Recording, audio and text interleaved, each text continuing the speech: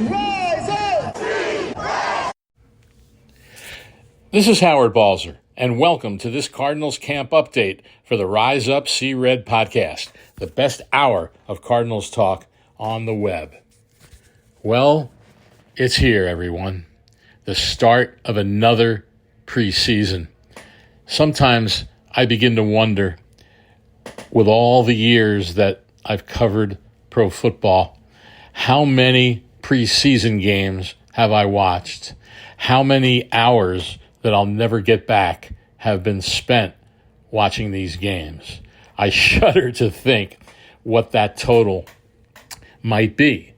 But it's kind of the necessary evil of pro football. Even though the games have been reduced and will probably be reduced again in the near future when the league decides and agrees with the players to play an 18th regular season game. But many of you, maybe a lot of you do realize, but many of you might not even remember or know when the NFL actually played 6 preseason games. Yes, 6 of them. And they were serious. There were starters a lot of times who played a good amount of those games. It was totally a different world back then. In fact, I can recall back in the day when I worked for many years for the Sporting News, covering pro football for them, and I made the monumental error, at least in the NFL's eyes, of referring in print to these games as exhibition games, for which I got a very angry note. I don't remember if it was a phone call or it wasn't an email, because there wasn't emails back then, saying, no, Howard, these are not exhibition games. They are preseason games. And we've all kind of fallen into the trap of calling them that, even though in other sports, there's no problem calling baseball the exhibition season with spring training and all those things. But in any event, this is where we are. And a rite of summer. And because there's so few games during the regular season and so much time in between the end of the season and the playoffs and the start of the next, that everybody's champing at the bit to get it all going. And I often use this analogy where I say, hey, can't wait for training camp to start. Can't wait for training camp. And then after about a couple days, you start going, okay, can't wait for that first preseason game. Can't wait for that first game. And then invariably about 5 or 10 minutes in, you're going, okay, I've had enough. Let's get to the regular season. But we have to bear with it. We have to watch all those guys that are fighting for jobs, watching the third and fourth quarter when most of the players on the field won't even be with the team when the regular season rolls around. But there are still things to be gleaned from these games. And so what to watch is certainly much more important when you get to the regular season. But there should be some interesting things to keep an eye out for in this Cardinals preseason opener, Saturday, 5 p.m. Arizona time at State Farm Stadium against the New Orleans Saints.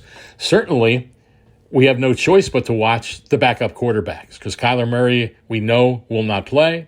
And so how will Desmond Ridder and Clayton Tune perform when, of course, they're playing with mostly backups? One interesting situation on offense will be how many of the frontline guys will actually play, and if they do, how long will they play? Where will we see some of the starting offensive line in there for half a quarter, some snaps, maybe a series or two? Can't predict. We know Marvin Harrison Jr. will play, but how long will that be? So certainly everyone will be paying close attention when number 18 is on the field in this game and seeing if there can be some production with the backup quarterbacks. Running back will be interesting because we don't know for sure, but don't expect James Conner to play in the game. And in practice in recent days, in the last week or so, it was looking like Amari DiMercato would be the guy with the ones the most. That's the way it was in practice when Conner wasn't having reps with the first unit. Then he injured his shoulder in practice earlier this week. And so we'll probably get a pretty good look at Trey Benson in this game, and certainly the other backs behind him, including Michael Carter and DJ Dallas. And I'll get to Dallas in a moment when we talk a little bit about special teams. Tight ends, don't expect Trey McBride to play. If it is, it'll be for a very limited action. But let's see what those other tight ends are capable of doing. Elijah Higgins did some good things in the second half of last season. Tip Ryman, of course, the rookie. Be interesting to get a look at him in this game. And a guy that was signed late in the season off the Ravens practice squad, Travis Vokolek, has shown some pretty good things. So I would think that he would get some pretty good playing time in this game.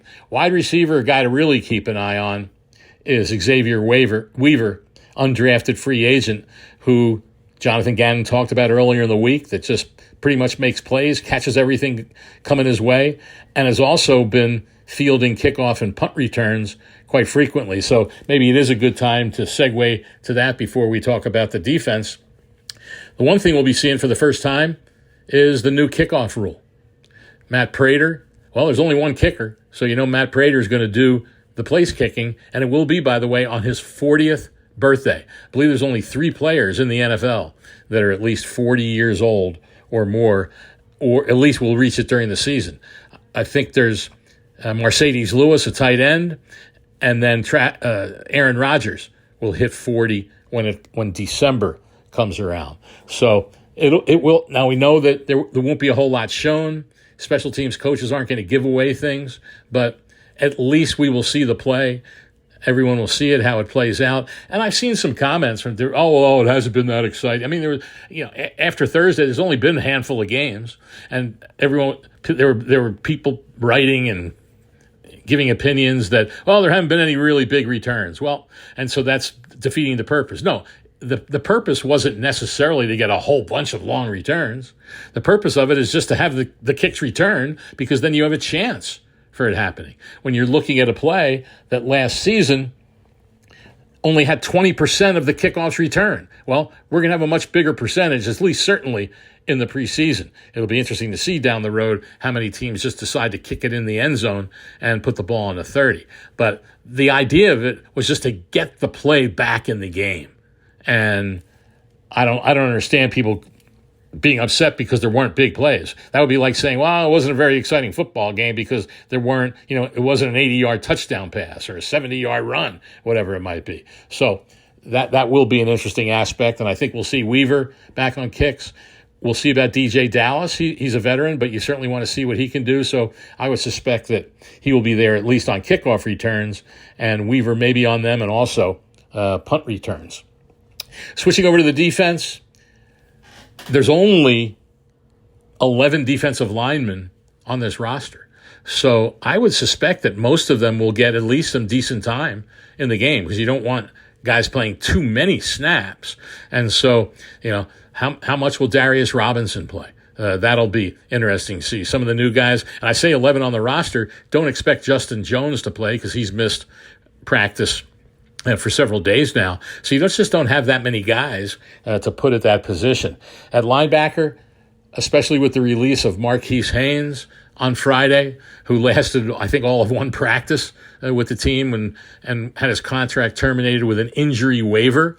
He was injured a little bit last year when he played for the Panthers. And when teams put that in the contract, they know there's some physical issues, and they don't want to get stuck paying a guy if he gets injured and has to go on injured reserve, or then have an injury settlement. Well, there was an injury waiver for Haynes, so he was cut with that, and no further pay in terms of the injury because of what he arrived with. So, but with him gone, not that many edge rushers to choose from. I'm very curious to see Xavier Thomas, the 5th-round pick, and see how much he plays and what he's able to do.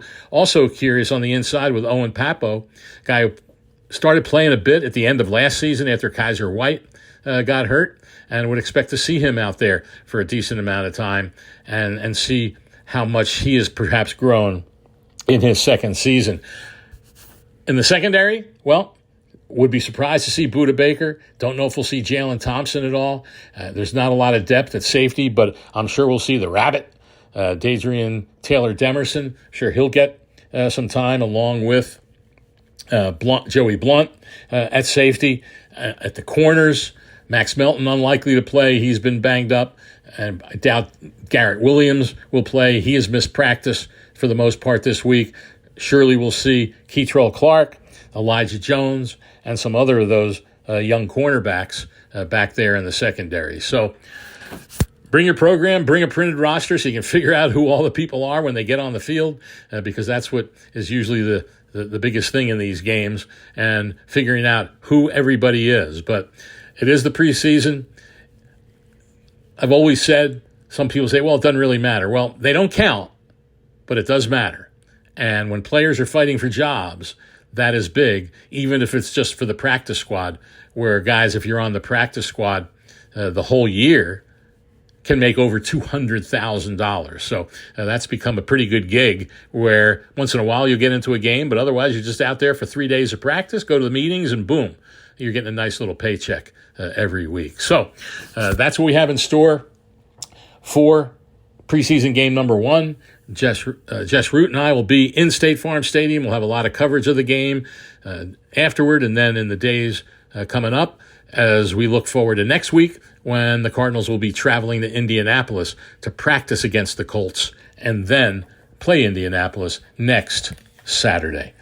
That wraps up this Cardinals camp update from State Farm Stadium. Well, not really State Farm Stadium. Be there tomorrow. This is Howard Balzer for the Rise Up See Red podcast. We'll be back again soon. Thanks for listening to the latest edition of the Rise Up See Red podcast.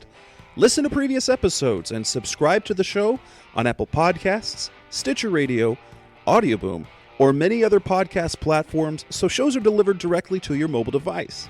Please give the show a 5-star rating and always support the sponsors who support the show. We'll be back soon for the best hour of Cardinals talk on the web.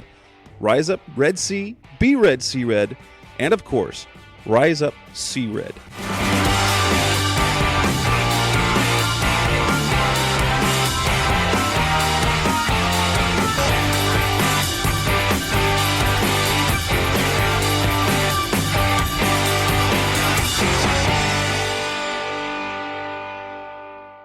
Roll!